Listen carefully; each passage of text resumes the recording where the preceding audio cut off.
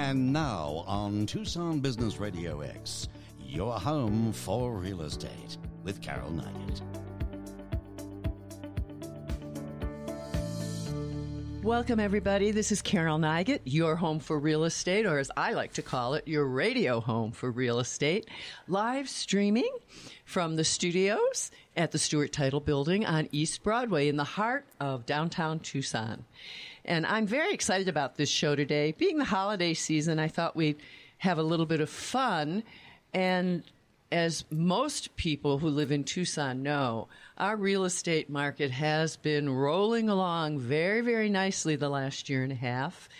And what tends to happen when the real estate market rolls along is everybody thinks it's a great idea to get into real estate. and I think a lot of people consider that even when the market isn't doing great. For whatever reason, it's a profession that has a lot of pipe dreams associated with it. But I think particularly when there's so much in the media about how well the market's doing, a lot of people's, we're in holiday time, so their visions of sugar plums dance in their heads. And I think most people think that it's a quick and easy profession. You can jump in, you can make a lot of money, you don't have to work real hard. So I thought that I would bring a little bit of reality into the lives of those of you who are considering it. And I certainly don't want to discourage anyone. I love being a realtor, and I don't think I'd want to be doing anything else at this point in my life. But I do think that it's important, just as when I work with clients, I feel like my most important responsibility is to manage their expectations. And so that's really what this program is about, is for those of you who might be thinking about jumping into the real estate profession. The goal here today is just to kind of manage your expectations so that you come in with a little more awareness about what might actually happen once you dive in, as opposed to whatever wishful thinking you might be having. And I'm very excited. I have two wonderful guests sharing the program with me today. I wanted to bring some variety to the program because we have 6,300 realtors in Tucson, which is pretty remarkable considering the size of our metropolitan area. But I wanted to provide an opportunity for the listeners to hear different types of experiences from different types of agents. So my first guest is Sonia Phoenix, and she's a colleague of mine at Coldwell Banker, so I know that she is a very dedicated real estate agent, and she has extremely strong values and feels a great sense of responsibility to her clients. And she has a wonderful diversified background, which allows her to relate with a lot of different people, which I also think is a very important quality and skill to have in this business. She's committed to providing the highest quality of customer service. Wonderfully, in the Tucson area, Sonia is fluent in Spanish, and very interestingly, she is part of a team of agents that offer their services in Arabic, French, Portuguese, and Spanish, as well as English. And so their linguistic ability really allows this team to guide their clients through what are complex processes to begin with, much less if English is your second language. So I think that's a wonderful service, and I'm looking forward to learning more about that. But most importantly, Sonia is a brand new grandmother. Thank you. So congratulations, and thank you so much for being here today, and welcome. Thank you for having me. I'm so thankful that you allowed me to come to your show. And my next guest is a voice, certainly a face, but you may well recognize this voice, Tom McNamara, who was well known and much beloved as the anchor at KVOA locally. He's actually been in the broadcasting business for 40 years, all television. Mm-hmm. Well, almost. A little bit of radio at the beginning. Yeah. Well, if I lose my voice, I'm handing it off to you. I'm back to my roots. Okay. And interestingly enough, 5 years ago, Tom did jump into real estate. And so I think that he has a wonderful perspective to bring to those of you who might be considering this business. So he's been actually a licensed realtor for 12 years. About that, yeah. And the first 7 years, he was really using his license to do some of his own investing and flipping. Exactly, yeah. And that's where I caught the fever. Here I am. Which, again, is what a lot of our listeners are thinking about. Mm-hmm. So he did a lot of rehabbing and flipping of homes before he actually became a residential realtor. And he, as some of you probably know, I certainly know, that he still is involved in broadcasting as the host of Arizona Illustrated, which is a weekly program on Saturdays and Sundays at 6:30 on Arizona Public Media, KUAT, Channel 6. Mm-hmm. And it is available to be recorded on the DVR. So if you do go into real estate, as so many of us who are in real estate know, you probably aren't going to be available Saturdays and Sundays at 6:30. Exactly. But you can certainly record the program, and it's a wonderful program. And Tom is actually married to his former co-anchor, mm-hmm. Susan McMullen, who went from McMullen to McNamara. Yeah, so it was an easier switch. Correct. You keep the MC and just change out the end of it. And Tom and Susan have 3 daughters. Mm-hmm. So welcome, Tom. Thank you so much for being here. Thank you. It's great. So I guess I want to start at the beginning, and I'm going to ask Sonia first, because ladies first. What got you into real estate, and what were you doing before, and what went into the decision? Well, I was driving truck. I was the doubles for Fort Worth Carriers, which only delivers for Dillard's department store, with my husband. And we were doing that for 4 years. And once the kids graduated, we figured we needed another change because I didn't want to drive truck with my husband much more longer. So we decided something that I would love to do, and I've always loved helping people. I've always been in the industry of service. Mm-hmm. I've done... I ran the bar, I'm bridal consultant and Antonio Milani specialist. So I've always been with people and learned how to help them out in whatever field they needed. So finding a house, it's just right up my alley, helping people with stuff. So did you have any concerns about getting into real estate? Not at first. I was a little blind. I'm like most people who jump into real estate. I got out of the truck. Took my classes. It was easy for me. And I was surprised with a lot of people who had been there and they had taken their final 5 or 7 times and they hadn't gone to Hogan. So I was surprised that they weren't educated enough to pass the exam. They'd been there so many times. And of course, every time you take the exam, it's $75. You're talking about the licensing, the state and national licensing exam. Yeah. Mm-hmm. And just so our listeners know, your reference to Hogan, Hogan is the largest and the most well-known real estate licensure training school here in Tucson. Yes, and we actually researched it and found out they were the most reputable mm-hmm. and have the best track record. That's why we chose them. Mm-hmm. And Tom, what about you? You have had a journey. A great journey, yeah. I've had a lot of fun, lived a lot of places, and it was back in North Carolina where I met my wife that we decided, where do we really want to sink roots? And this is a woman who grew up in Geneva, Switzerland, and I convinced her to move to the desert, sight unseen. She had never really been here, but I had worked in Phoenix at a television station back in the 80s. I loved this state and wanted to get back here, and she took it on faith, and here we are. And I had a great career in broadcasting, and proud and privileged to do the Arizona Illustrated program for Arizona Public Media. And thanks for the plug. I always appreciate that. And I always knew in the front and back of my mind that someday I'd be doing real estate. Really? I mean, we're the kind of people who'd be driving around on a Sunday and there's an open house sign. Let's go. We're not even looking for a house. Let's go. Let's go check out that house. And the freedom, the self-direction of this industry always appealed to me. You can be your own person. You set your own schedule. Work with people you really want to work with. And as Sonia was saying, that sense of service, see it through to the end and make sure that everybody wins or nobody wins, like Bruce Springsteen likes to say. And so it's a natural fit. It's a lot of fun. It's a lot of work. Yeah. But it has been a good journey.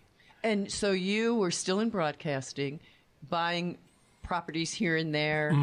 As an investor, were you doing rentals or you were buying, flipping, and reselling? Flipping and reselling, yeah. Back, when you couldn't miss, really. There was a time at the downturn, 2007 and 8, and after that, where there was so much property on the market. And, you had your fill. All short sales and REOs or bankruptcies, so you could pick things up very cheaply. Exactly, yeah. There was a time when there was enough for everyone. That didn't last like most things, but yeah. Right. And so what caused you then to make the transition from full-time broadcaster doing a little investing on the side to moving into the business full-time? I put myself in a position to make a major change. I was late 50s by the time I left broadcasting, and that industry has changed a lot throughout. We all know what the computer and the mobile, the cell phone, the smartphone have done to broadcasting.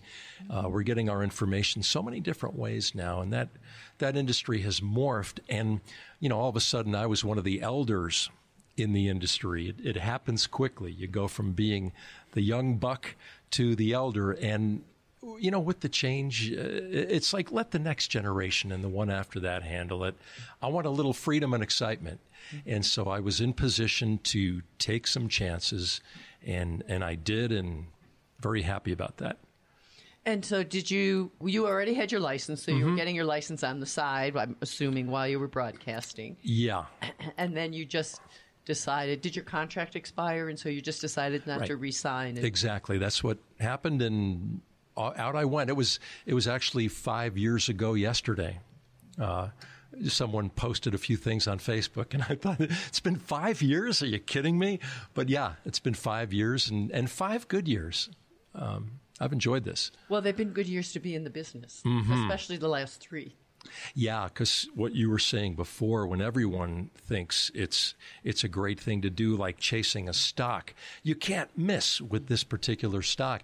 You can't miss with real estate. And there was a lot of that, we all remember, back around 06, 07, 08, when the downturn came and a lot of folks were newly licensed. So, yeah. So my question to both of you is, what's been the hardest part of coming into real estate, residential sales, or what's been the most surprising? Well, I think the hardest part was that there's so much paperwork, and I wasn't as organized as I should have. And if you're not organized, it's like you get all this information, like trying to get a sip of water through a fire hydrant, and it's just overwhelming. And what about surprising?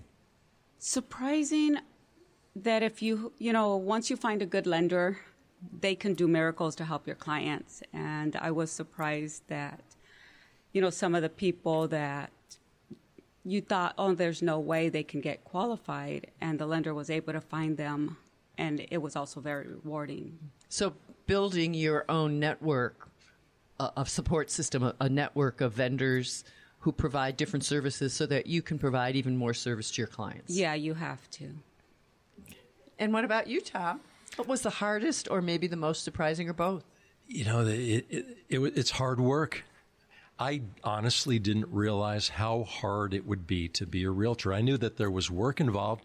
If you wanted to make a good living, you're going to have to hustle and really get out and get after it and follow through and carry through. But it was even more work than I bargained for. You didn't expect to be working 60 or 70 hours a week? I didn't. No. I thought 50 I was okay with, but and much like the restaurant business, for example, it all comes at once sometimes.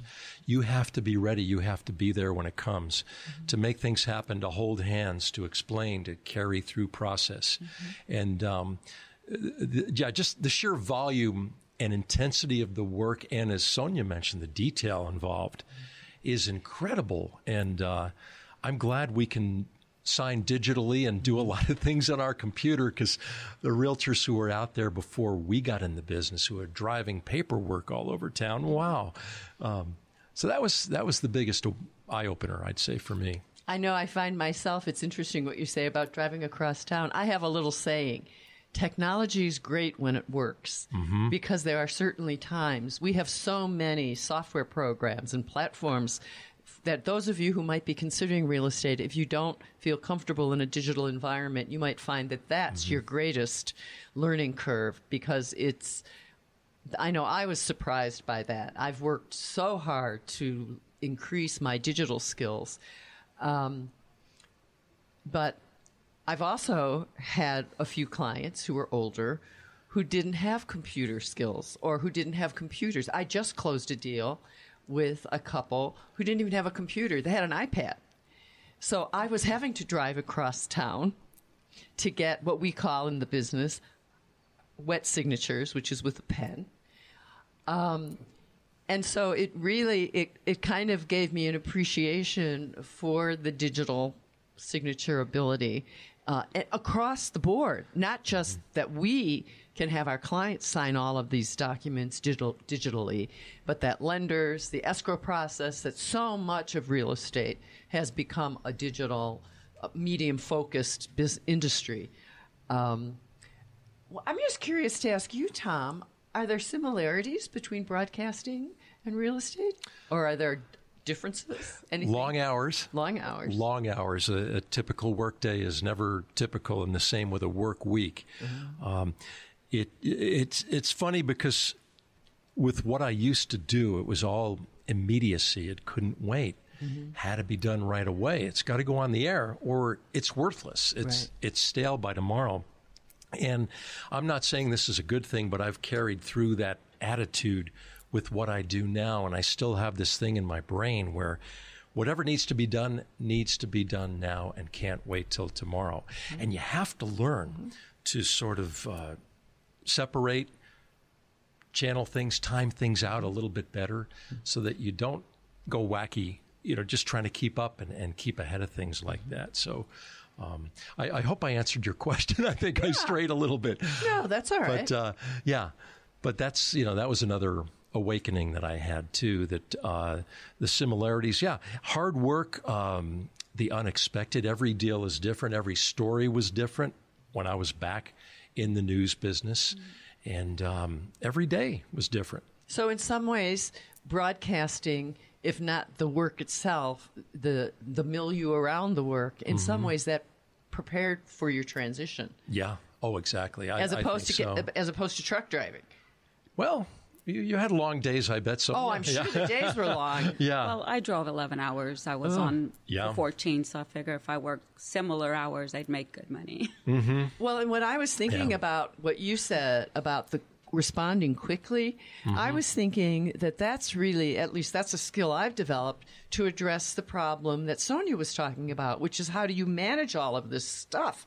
I mean, if you've got, I remember as a brand new agent wanting to get one deal, and then all of a sudden I had 7 listings and 3 buyers deals. I had so many things all over my desktop.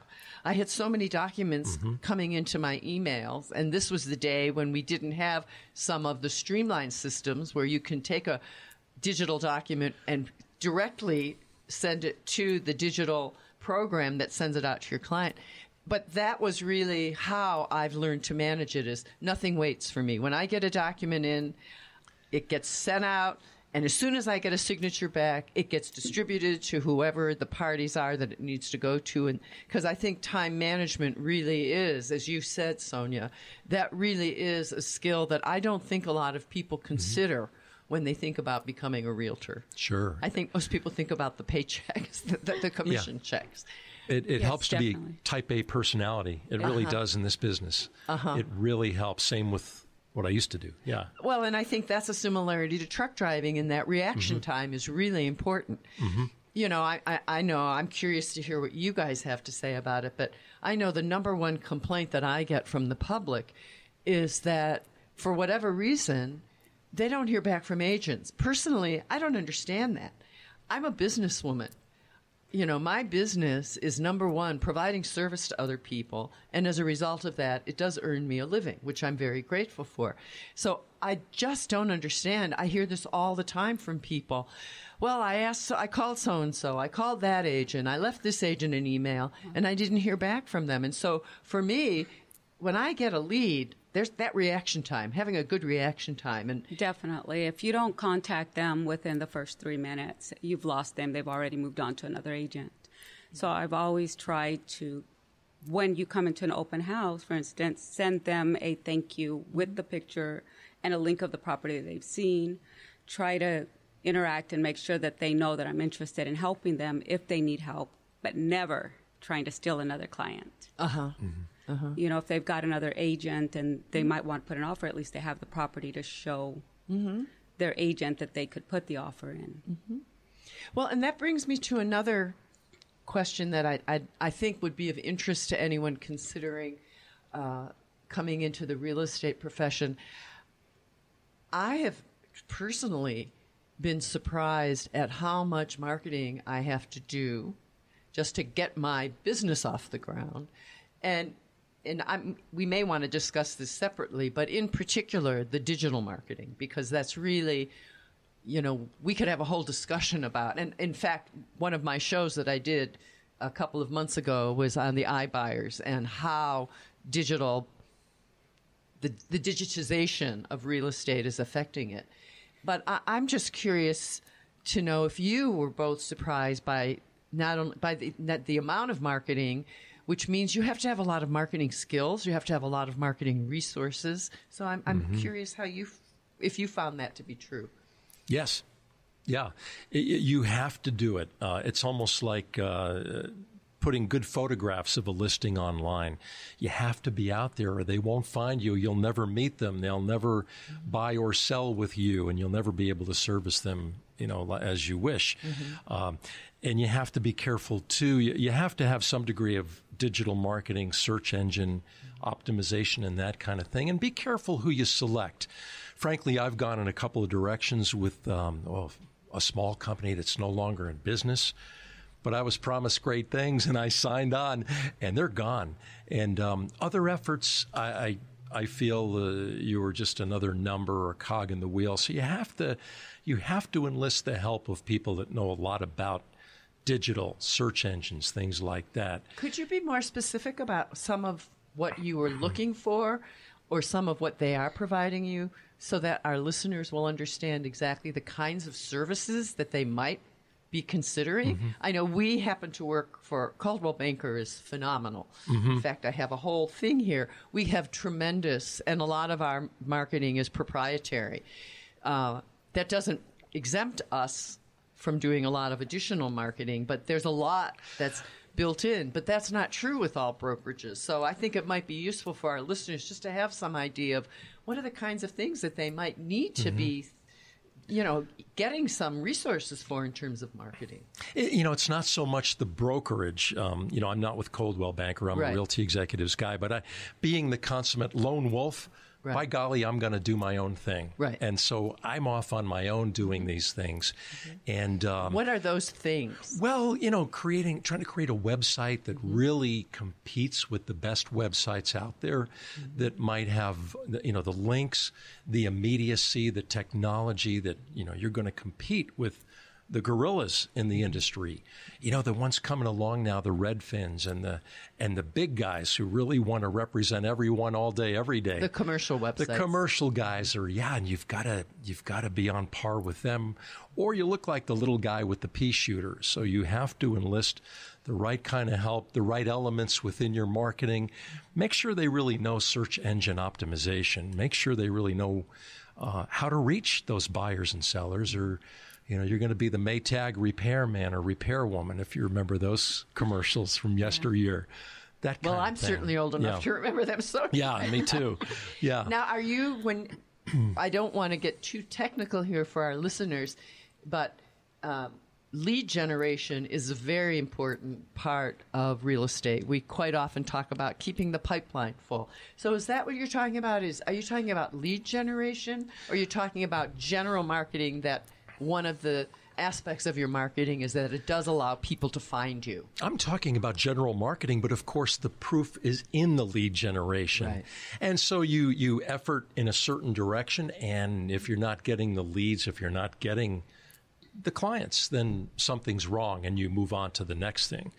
You know, and I think it might be wise to let our listeners know that it's a very common thing for agents to pay for lead generation with various kinds of results and for various durations. There's a lot of agents who will try these subscribed lead generation programs, and when they don't get any benefit, they get out of them. But, I as a new agent, and I'll ask Sonia to speak to this, but I think when you're so new and you want so much to get a leg in, you're kind of vulnerable to some of these marketing companies that are offering you 20 good leads a month for only $250 a month. And have you found that to be true? And when I first started, I was getting calls from every lead generation, and I think I was getting at least 5 or 6 a day.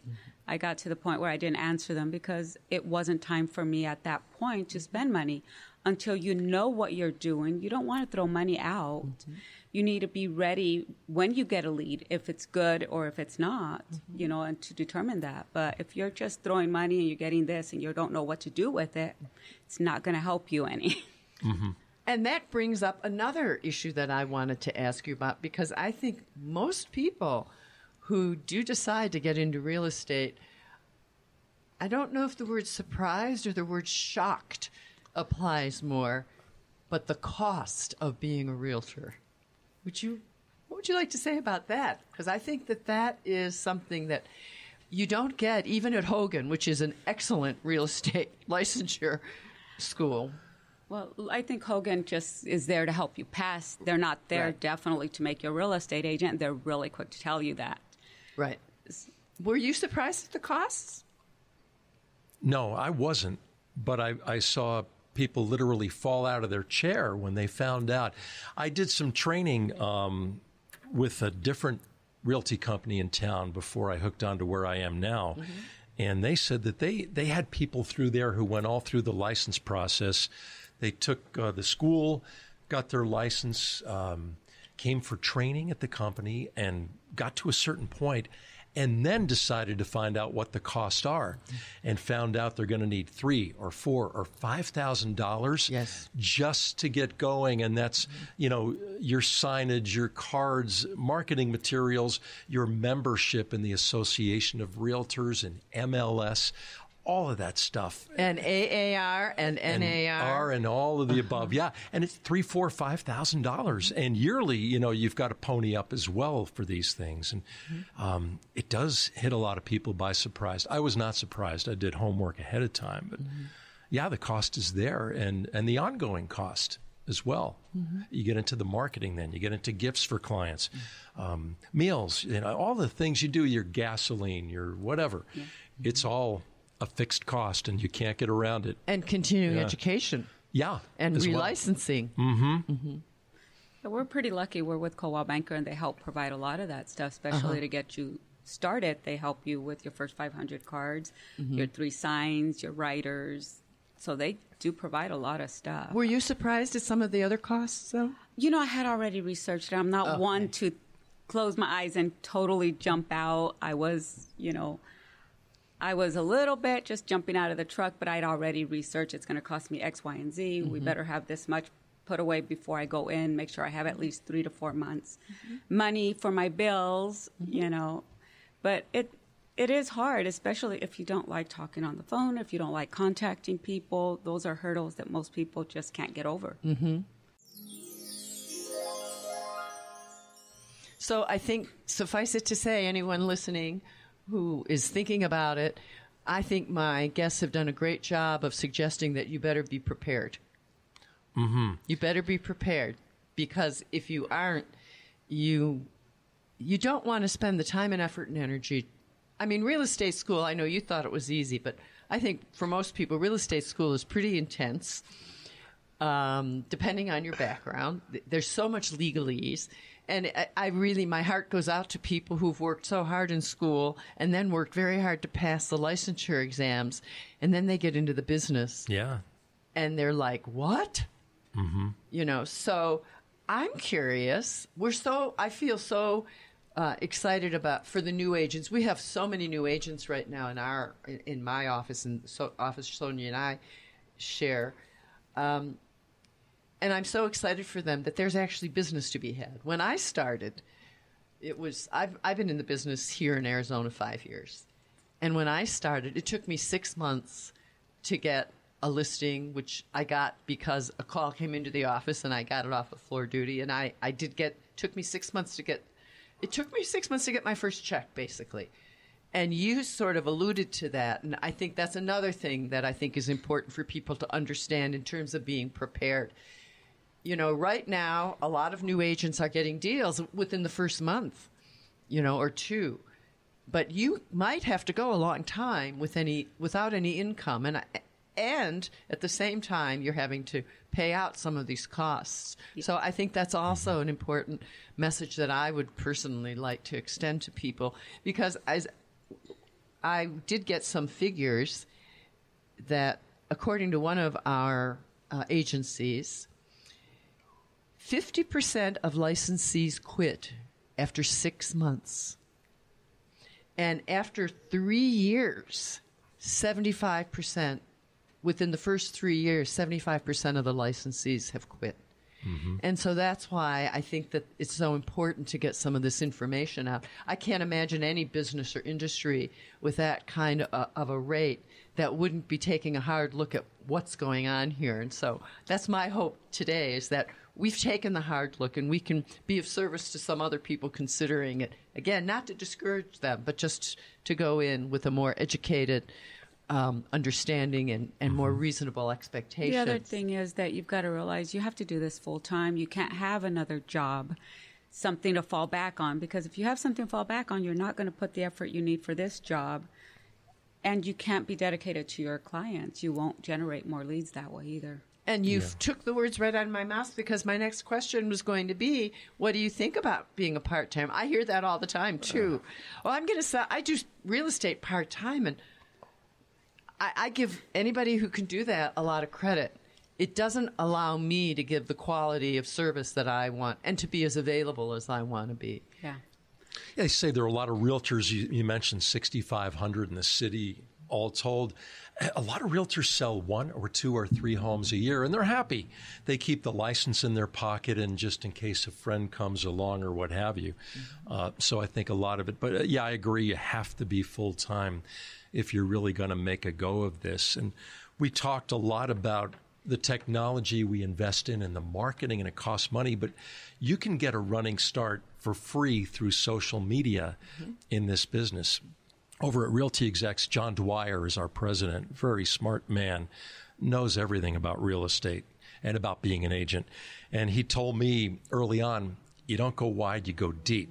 You work your contacts, the people you know. Sphere of influence. Yeah, your sphere of influence is called. Yeah, and I can't tell you how much business I've gotten off of Facebook. Now, I did have an advantage. I was a familiar face, but people I had never met, and I'm thinking probably 25 to 30 of them by now have bought homes from me or had me sell their house just because I made that connection on Facebook and massaged it. I don't try to sell people on social media. You bring them along on the adventure. So if you're looking for a running start in the business, you can do it without spending a dime. Just spend some of your time, work it a little bit, get your legs going, and good things can happen. Yeah. Well, and not to brag, but to inform, when I moved to Tucson, I didn't know one person, and I'd only been in Tucson for 3 hours. As a visitor. And I went to Hogan training, and then I went to brokers training, and all they talk about is work your sphere, work your sphere. I didn't have a sphere. I didn't know one person. So, I'm saying this not to brag on myself, but because I want to encourage, new agents who they just don't know what to do, and they don't know how they're ever going to make it. And I was in the top 500 in the city last year. So it's definitely possible. There are ways that you can do it, but you have to be willing to work for it. You really have to be willing to work for it. I wanted to talk a little more, or bring up, in fact. Oh, and by the way, before I do that, you hit the nail on the head, because one of the other figures that I wanted to let people know about is we have about 6,500 members of the Tucson Association of Realtors. about 300 of those are what we call affiliates, which for the public, for you to understand, listeners, those are bank lenders, those are home warranty companies, different vendors who provide services, home inspectors, all the kinds of vendors that we rely on. So we have about 6,200 agents. Of the 6,200 agents, the average number of sales for 6,200 agents is 3 per year. So I think that's a pretty stunning figure for anyone who's thinking about getting into the business, who thinks you're going to walk right in. I know I had 30 sales last year. I have 20 this year, and I'm grateful for every single one of them. But the first year I worked, I think I had 2 sales. So, yeah. Again, I think that's a little bit of a leveler. But what I did want to get to is there's so much emphasis now on teams. I have kind of strong feelings about teams. I'm going to reserve those to myself. But I think that it is another factor for people who are considering coming into the business. What are the pros and the cons of teams? And I'm curious what both of you think. Sonia, you started on your own. Yes. And have fairly recently created a team with 2 other agents, correct? Yes. So can you tell us a little about that? When I was by myself, I was doing really good. I was running a market a certain way, and we got together. We just kind of hit a niche because we have a lot of Arabic speakers, and they just come in holding hands, their brothers, their aunts. So we've kind of just fell into this where we get the French speakers and Spanish, and it's a lot of work, but it's different because you don't have the full cut. You have to share it with everyone, and you're doing twice as much work sometimes. But you're still getting less than if you're doing by yourself. But on the other hand, if you have appointments or you want to go, like my daughter was pregnant, I told them when she goes into labor, I'm out of here, and they'll cover for me. So that is a positive. So there are pros and cons, and you have to make sure you get along with the people that you're working with. And how does it affect your division of labor? Because one of the positions, I don't have I'm not very much in favor of teams because there's so many communication problems. I'm a realtor. I'm the professional. And as the professional, when I can't communicate with the people on the other side of the deal, because the person who signed the contract on behalf of the other person isn't the person who's handling the deal once the contract is signed, and I don't even know where it's going. So that's just a little preview of my feeling about teams. And the nice thing about our team is it all goes into a database. We have it on Excel sheet. We know what's been done, who said what was done, and what needs to be done. We have access to all the files at all times. The only setback is I don't speak Arabic. So if it's Al's client, I try to, communicate because they might speak a little English or they have their child. But at the end of the day, he's the one who has to go and explain everything, because if it's in Spanish, then it's me. But we all have access, and the nice thing is so far, all the deals we've had, nothing has fallen through because everybody has exact access. There's no question if you're like, oh, we've got a new deal. Okay. I walk in and I can look at the Excel sheet. I can see what's been done, who said what, and what's the next step. So when the client or the listing agent says something to us, it doesn't matter if you're talking to Sandra or Al or I. It's like you're talking to one person because we're all on the same page and have the exact same access. Well, and one thing I have noticed, because I do just happen to be physically, in the proximity to you and the team, one thing I have noticed that I think you guys do that other teams don't do is all 3 members of the team meet with some of the clients. Yes, we all. Your initial meetings, you're all there. Yes. That way they know, they feel comfortable. We want to make sure that they don't feel gifted somehow. So what about you, Tom? You're working on your own now? Yeah. Did you ever consider a team? Or what did you have thoughts and feelings? Again, for people who are considering coming into the field, I do think this is very important. I know a lot of new agents, they go onto teams because they think there's a lot of advantages. And in some cases there may be, but in some cases they get very taken advantage of.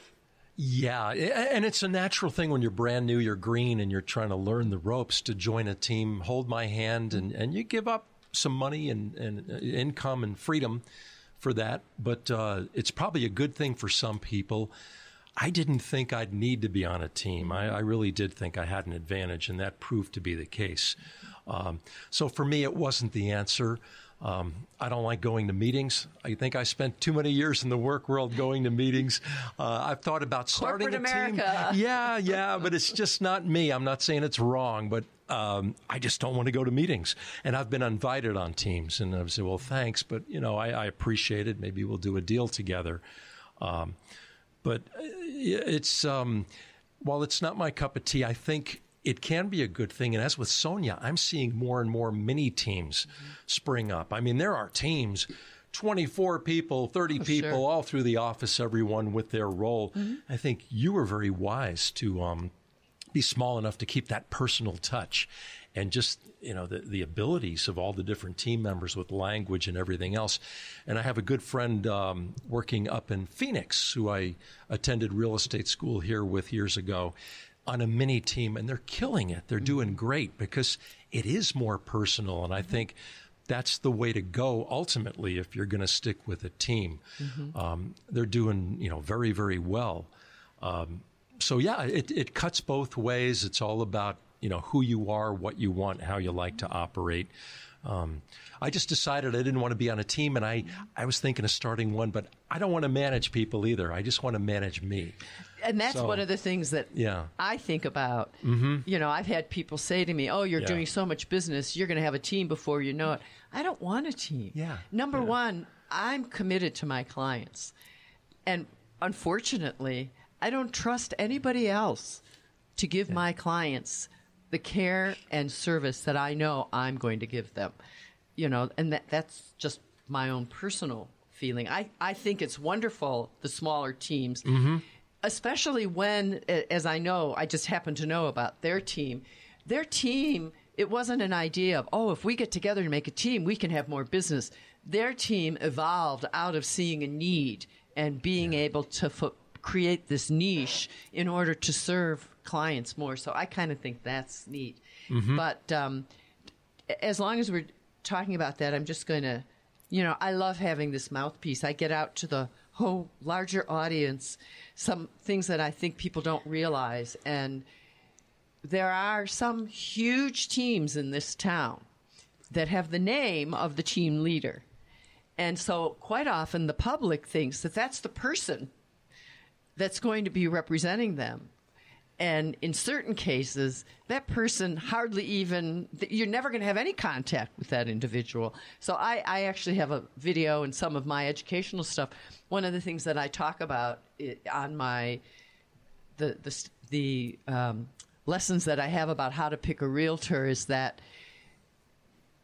be sure that you ask whoever you're interviewing with. Interview at least 2 to 3 agents, and be sure to ask whoever you're interviewing with if they are going to handle your deal.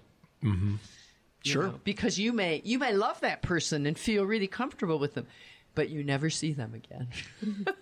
And you're right. That's not always a good thing. It's nice to be able to stick with the program and the client the whole way through. And this is a big deal. There's a lot of money at stake, and relationships, and we said it before, if everybody doesn't win, nobody wins. So, Well, I'm curious if either one of you, I've tried to lay out a lot for our listeners, but I'm curious if either one of you, if I've missed something that you're thinking about, or if you would have a tip or anything you might suggest for someone who's considering the business. Okay, I'll start. Thanks, Sonia. One thing to think about is, along with all the expenses of getting into real estate and staying in real estate, all of a sudden, if you've left another career, you're not going to have health insurance. You're not going to have a lot of the things you used to have, very expensive, weighty stuff. And you can buy into group plans, but it's going to cost you with a family, you're talking $1,500 a month or more give or take, based on that. It helps to have a supportive spouse or partner with benefits. I will add, someone who might have health insurance takes a lot of pressure off of you as you're trying to get started and get those first listings and things like that. So, and that's true for income as well. I think the ideal for so many people is that they have a spouse who's working, who has income coming in, so they can really invest the time. You have to put your time in. Yeah, so maybe situate your spouse or your partner in a situation that will be very supportive of you so that you can sleep at night and really work at it and not have that horrible panicked look on your face and, in your essence, because, the hourglass is draining and you're under pressure. Yeah, and that's how we had started as a team. My husband and I were going to do it together. And when he realized he wasn't cut out for making phone calls, and my husband is amazing. Cold calls with a script? Yes, the AMP class. And he's like, nope, this is not for me. I'm going to let you go and run. And he got back on the truck, and he pays all the bills that I couldn't pay on this salary at this time. But eventually, it's going to hit. They say it takes 2 to 3 years before you're really making any money. You're going to hit and make a few deals. Even if you make 10 deals or 15 deals the first year, it's not going to be what you're used to making in a check, because half of that is the tax. A third of that is your advertisement. And then you have this little coin left that you can use for bills. Right. And I think, since you both raised the financial piece, I think it's also important to inform people that you don't have reliable income. You might. I had a slow third quarter. I had a huge first quarter, and I had a good second quarter, but my third quarter, it was just slow. And I think that's important. Is you don't have reliable income. So one of my tips is, I always have certain set-asides. Every time I get a commission check, I set aside a certain amount towards my quarterly estimated taxes, which is another adjustment. If you aren't used to being an independent contractor, you are really asking for a lot of stress if you don't set aside taxes and pay quarterlies. I do know new agents who haven't done that. And then all of a sudden in January and February, they owe thousands of dollars. They haven't set money aside, and they haven't paid quarterly estimates. So another part of the learning curve, I think, is that this is your business. You own the business, and you are responsible for all these things that if you've come from a corporate setting or an organizational setting, you're not going to have, as you said, Tom, you're not going to have some of those benefits. So, I'm a little anal, but I'm grateful for that, because every time I get a commission check, I have a certain amount that I set aside for taxes and a certain amount that I put into savings, so that when I have those months where I don't have any income, I have a cushion. And I think that is a lifestyle that's very different for a lot of people when they get into real estate. Yeah. It's the reason why a lot of independent business people don't make it. We know how many people who try, and of course right now it's very popular to be an entrepreneur culturally. Yeah. But there are a lot of challenges, and I'm not sure how many people think about themselves as entrepreneurs when they go into real estate. I think a lot of people go into their broker and they're like, well, where's my insurance? And, oh, you're not going to take out my taxes? Oh, I have to do this, I have to do that. I don't think they have any idea. So I think that's also very important information for people to be prepared. And the other thing is you have to realize you have to carry a higher insurance on your vehicle if you have any clients in your car. And most people don't realize that. And you really need to meet a tax preparer before you start making some money. Yeah. Well, and that's another thing. Another thing is it's very important to get it, if you don't already have one, is to get a really good CPA who really understands and keeps up, because we had major tax changes last year that very much affected us as independent contractors. And it's very important to have, again, we're business people, and you have to conduct yourself as a business person. And any major corporation that didn't have all of the other professionals that they need, such as accountants and CPAs, you're setting yourself up for failure. Mm-hmm. You had asked me about what was surprising to me, and the other day in the meeting, Jim had spoke about being at a party and somebody standing there not communicating, but somebody else saying something off color. They could get their license taken away for something like that. Mm-hmm. We had Sonia's referring to a sales meeting that we had recently, and our regional vice president was reminding us that, we had, and fortunately it wasn't an agent in our office, but that, and this might be something else for people considering the business to be aware of, is we have very, very stringent ethical and legal standards that regulate our business and therefore regulate us as professionals. And Sonia's referring to fair housing. Yes. And in this particular example, nothing was said. The complaint was made because of the way the agent looked, because they happened to be present in a group of people when some questionable discussion was going on. So we're public figures. I personally have been involved in an ethics complaint. I filed the ethics complaint. So I think that's another thing. If you're considering getting into this business, if you think you're going to come in and be a fast-talking, I like to say, a fast-talking, slipshod salesperson, make a lot of money. It's another thing to keep in mind is we do have extremely high ethical standards, despite what many people in the public might think. Mm-hmm. Well, we're held to a higher standard. We're held to a very high standard. And we have to be. There's so much at stake, in these transactions. Leads to another point. I think we're both very happy with the brokerages we're associated with.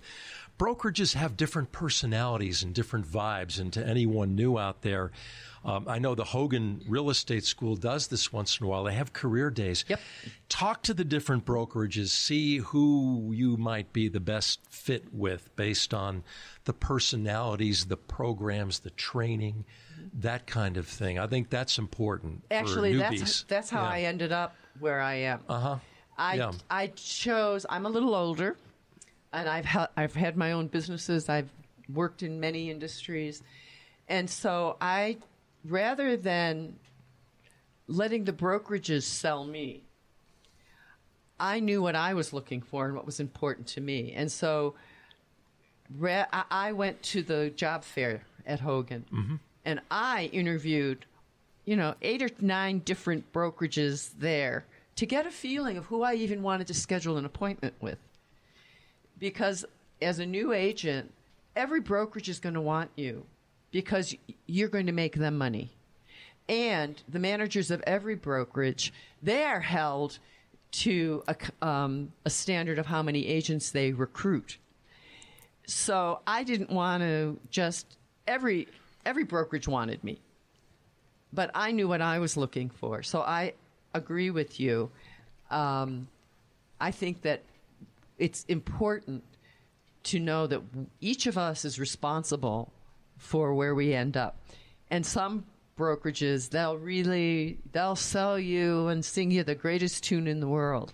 So keeping your dignity, having in mind what's important to you. It's just like when somebody goes out to buy a house. It doesn't matter how beautiful the house is, what a great deal it is.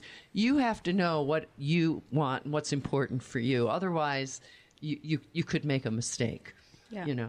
I just want to say, because I thought I'd have this opportunity halfway through, but for those of you who may have just tuned in, or if you're listening to us on one of the podcasts that's available on a number of different podcast platforms, I'm Carol Neigut. I am a residential realtor.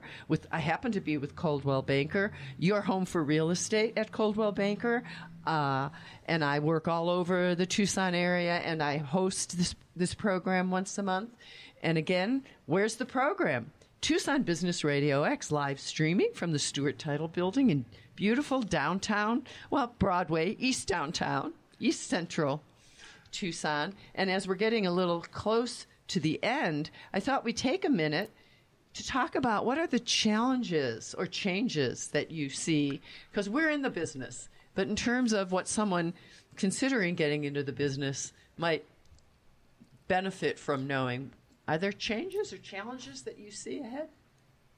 Always changes. Yeah, I think what we're seeing now is the big dogs coming along. Redfin, operations like that. I was asked to help find a good referral agent in California for a friend of mine to sell a home over there. I dutifully did that. Found a great agent. And another family member found Redfin. They came by, and it's a great program and a good thing they have going. Redfin, that's their iBuyer program? They ended up buying the house, for much less than a normal buyer would, but they had a lot of repairs and things to do.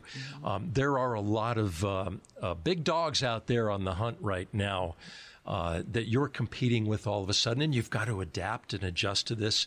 And there are always going to be changes in our industry. Mm-hmm. And be ready, be prepared, prepare yourself, be knowledgeable, get the education, take the courses, keep it moving, or the parade will pass you.